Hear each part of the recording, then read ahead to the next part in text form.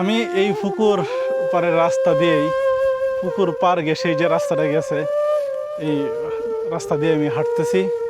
পুকুরের পানিটা এতটাই স্বচ্ছ, দেখুন একবারে পুরো নীল পরিষ্কার পানি। আসলে এরকম পুকুর থাকলে কিন্তু অনায়াসেই গোসল করা যায়, এবং যাদের বাড়ির পাশে এরকম বড় পুকুর আছে তাদের কিন্তু শৈশবটাও অনেক সুন্দর হয়। প্রিয় দর্শক, আসসালামু আলাইকুম। আশা করি সবাই ভালো আছেন, আমিও আলহামদুলিল্লাহ ভালো আছি। আজ আরেকটি নতুন ভিডিও নিয়ে আসলাম আপনাদের মাঝে। তো আজ চলে আসলাম নেত্রকোনা জেলার কেন্দুয়া উপজেলার নোয়াপাড়া ইউনিয়নের ধনাচাপুর গ্রামে। তো আমি একটি পুকুর পাড়ে দাঁড়িয়ে আছি। প্রিয় দর্শক, আপনারা ধারণা করুন যে একটি পুকুর কতটুকু বড় হইতে পারে। সাধারণত একটি পুকুর 10% 20% বেশি হয় 50 শতক বা হয় 100 শতক, অর্থাৎ আমাদের হিসাবে এটি হয় 5 কাঠা থেকে 10 কাঠা। কিন্তু আমি এমন একটি পুকুর পাড়ে দাঁড়ায় রয়েছি যেটি কিনা এই পুকুরটি হচ্ছে প্রায় 2000 শতকের উপরে। কি একটু অবাক হচ্ছেন না? অবাক হওয়ারই কথা। আসলে আমি আছি এই মুহূর্তে ধনাচাপুর গ্রামের চাঁদ রায় জমিদার বাড়ির পুকুর পাড়ে। জমিদার চাঁদ রায় 400 বছর আগে এখানে ছিলেন। উনি এখানে জমিদারিত্ব করে গেছেন। তো জমিদার চলে গেছেন ঠিকই, কিন্তু ওনার রেখে যাওয়া সয় সম্পত্তি কিন্তু এখনও রয়ে গেছে। তার মধ্যে দেখেন এই যে এই পুকুরটি প্রায় 2000 শতাংশের উপরে জমি নিয়ে এই পুকুরটি খনন করা হয়েছে। অর্থাৎ আমাদের স্থানীয় হিসাবে 200 কাঠার উপরে এখানে জমি আছে। তো এই পুকুরটিতে মাছ চাষ করা হয়। যে জায়গাটিতে হাঁটাচলা করতেছি এই জায়গাটি কিন্তু মূলত এক সময় এই জমিদারদের ঘর ছিল।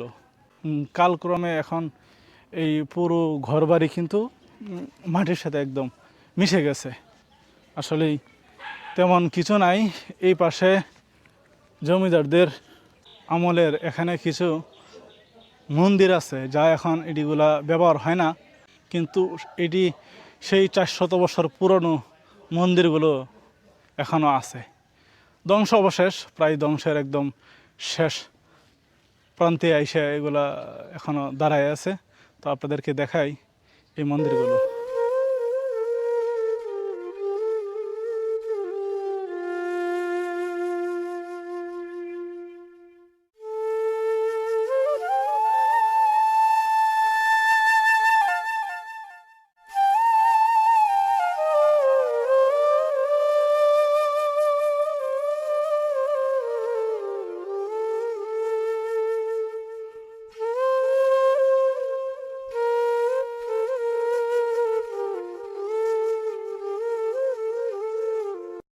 তৎকালীন সময়ে কিছু কিছু ইটের গাঁথনি, অল্প অল্প সংখ্যক কিছু ইটের গাঁথনি কিন্তু এখনও আছে। বোঝা যায় যে এখানে একটা গড় ছিল বা কিছু একটা ছিল এক সময়।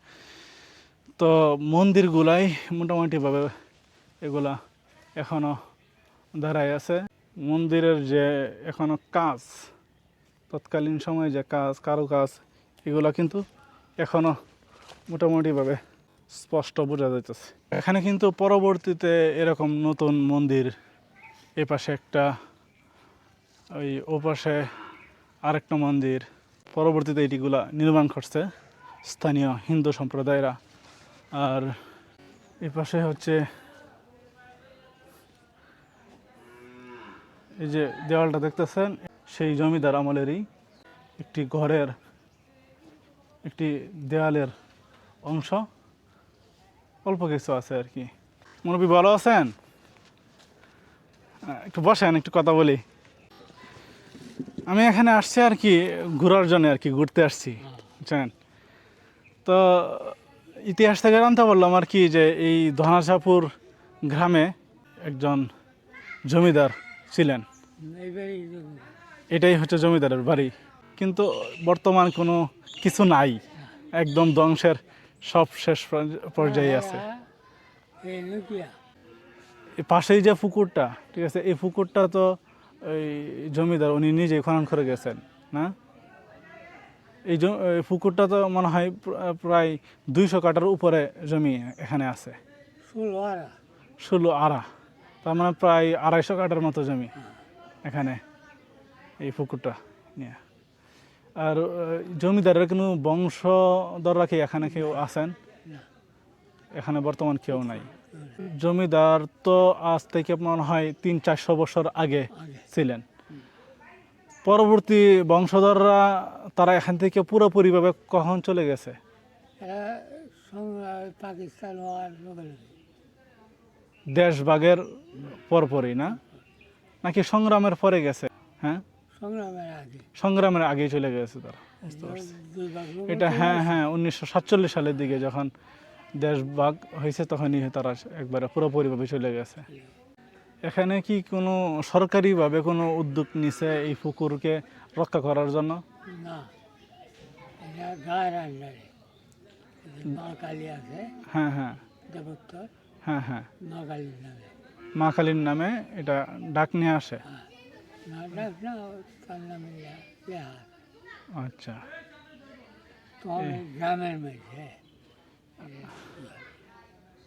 বুঝতে পারছি। এখানেকার এক মুরব্বী, বয়োজ্যেষ্ঠ অনেক মুরব্বী, উনি বলছিলেন জমিদার চাঁদরাই জমিদার যে উনি ছিলেন, উনি আরও 400 বছর আগে এখান থেকে চলে গেছেন। উনি ভারতে চলে গেছিলেন।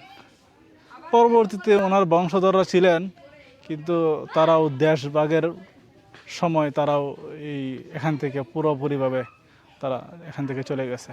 তো ওনারা চলে গেছে ঠিকই, কিন্তু ওনারা রেখে যাওয়া সয় সম্পত্তি, ওনার জমিদার, যে 400 বছর আগের জমিদার, ওনাদের হাতে খনন করা এই পুকুর কিন্তু এখনও রয়ে গেছে। এই ছিল এই ধনাচাপুরা গ্রামের জমিদারের ইতিহাস এবং তার বাড়িঘর। তবে যতটুকু জানতে পারছি ইতিহাস থেকে, যে এই পুকুরটি নেত্রকোনা জেলার মধ্যে সবচেয়ে বড় পুকুর। নেত্রকোনা জেলায় কিন্তু এর থেকে বড় পুকুর আর নাই। তো সরকার চাইলে এটিকে রক্ষণাবেক্ষণ সুন্দরভাবে এগুলো করতে পারে কইরা, এবং এখানে পুকুর ঘাট করে সুন্দর করে এটিগুলা সরকারিভাবে আরও এটা উদ্যোগ নিয়ে এটি একটি পর্যটক কেন্দ্র হিসেবে প্রতিষ্ঠিত করতে পারে। তো প্রিয় দর্শক, এই ছিল কেন্দুয়া উপজেলার নোয়াপাড়া ইউনিয়নের ধনাচাপুর গ্রামের জমিদার চাঁদ রায়ের ইতিহাস ও তার রেখে যাওয়া সয় সম্পদ। তো ভালো থাকবেন, পরবর্তী ভিডিও আবার নিয়ে আসছি।